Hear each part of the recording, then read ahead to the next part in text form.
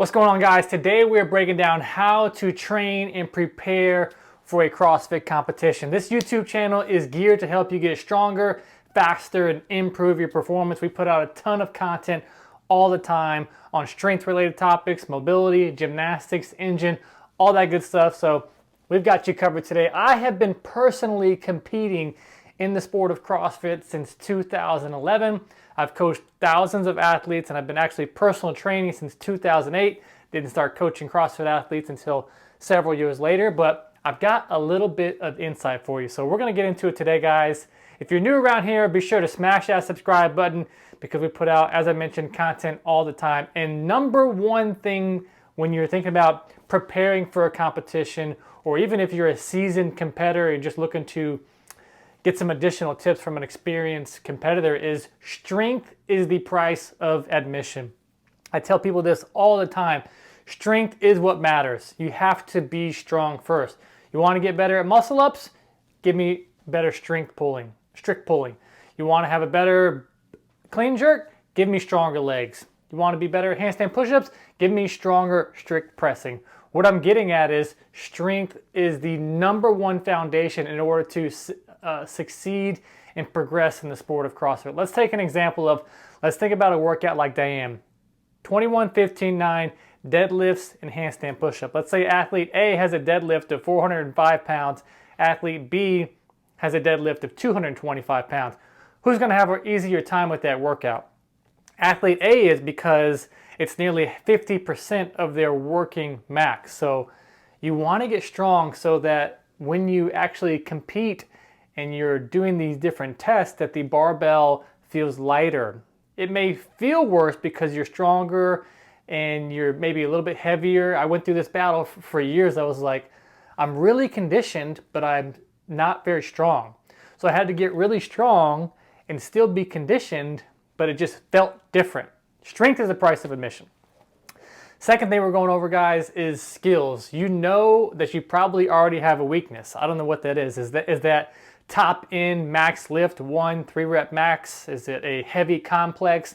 Is it gymnastics work? Is it double unders, handstand walking, pistol squats, muscle ups? I don't know what your weakness is, but you probably do. And in order to do well at this competition, you're going to have to work on your weakness, because you never know what's going to come up, and most likely in some capacity you will see a variation of that. Because in my experience, this is not to say that all competitions are like this, but you will probably have some type of heavy something, whether it's a 1-rep max test, whether it's a 3-rep max, whether it's some type of heavy complex.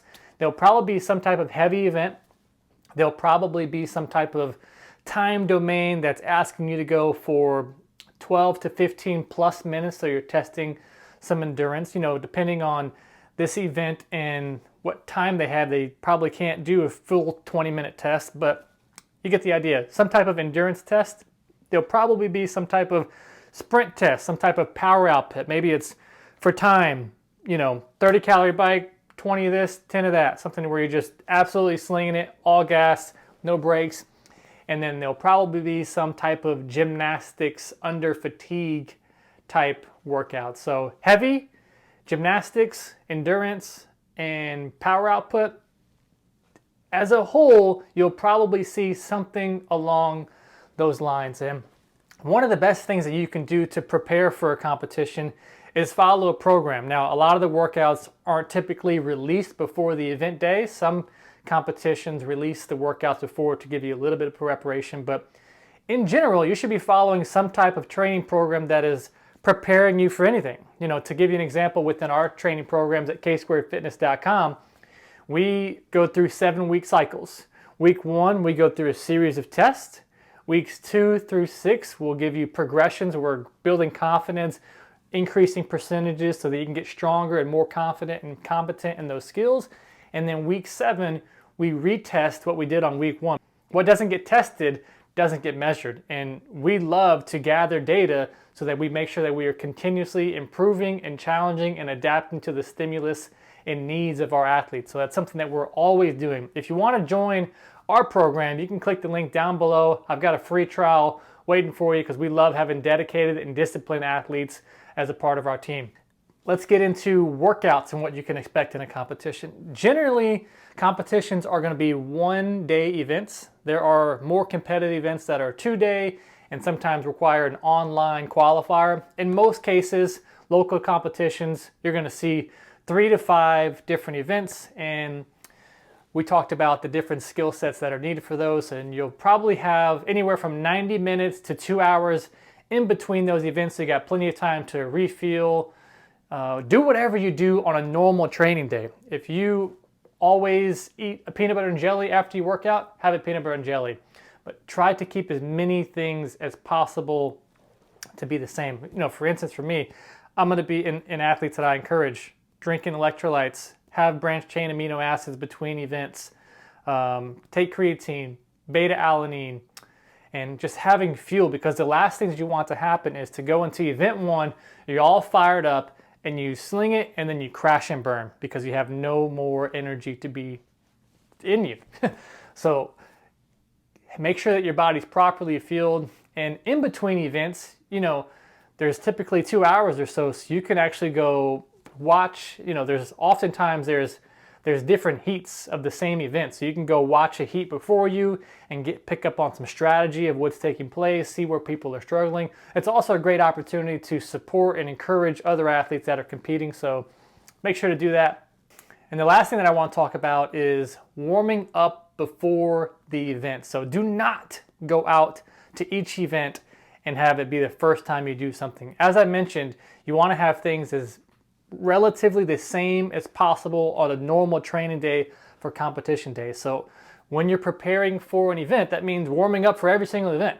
It might look like something like this: 4 to 8 minutes of general blood flow where you're getting the body moving, and then doing some mobility drills that are tailored to the workout. So for example, if you're going to be doing snatches in the workout, you need to be doing some mobility drills that are going to prime the overhead position, get your ankles and hip loose. If it is, so we go warm up, mobility, and then drills that are specific to the movements that you're going to be seeing. So in that case, if it is going to be snatching, go ahead and go through a barbell snatch warm up. After you go through the technical skills, one more example, like if you're going to see toes to bar in the workout, then you need to practice getting the kipping timing, and you're just kind of working on the skills and kind of training your brain for what's to come.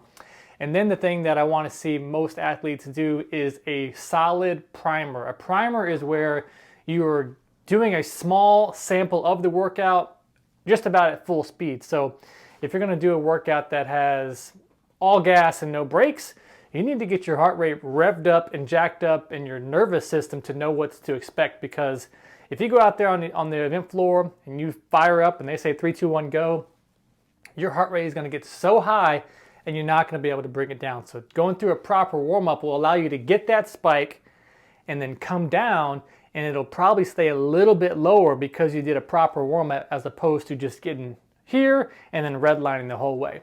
Follow a good warm-up.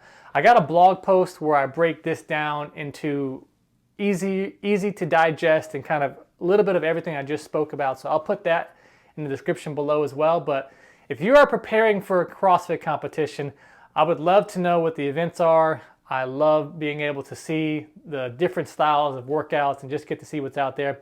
If you haven't already, like I said, be sure to like this video, comment down below if you had some good takeaways. And if you are someone that is dedicated, disciplined, and wants to get better, and you're not following a program, or you want to take our program for a spin, check out the link below. We've got a free week trial that you can try our programs. We've got competitive programs for those of you that are really looking to level it up. We've got GPP, who are just doing local competitions. Maybe you're scaled and try to go to RX. If you're a master's athlete, whatever you're working on, I've got the last 10 years of experience working with athletes and helping them progress in gymnastics, mobility, strength training, engine work, all types of different stuff. You can find that if you head over to our website, ksquaredfitness.com. You guys crush it. Thanks for checking out the video. Catch you in the next one.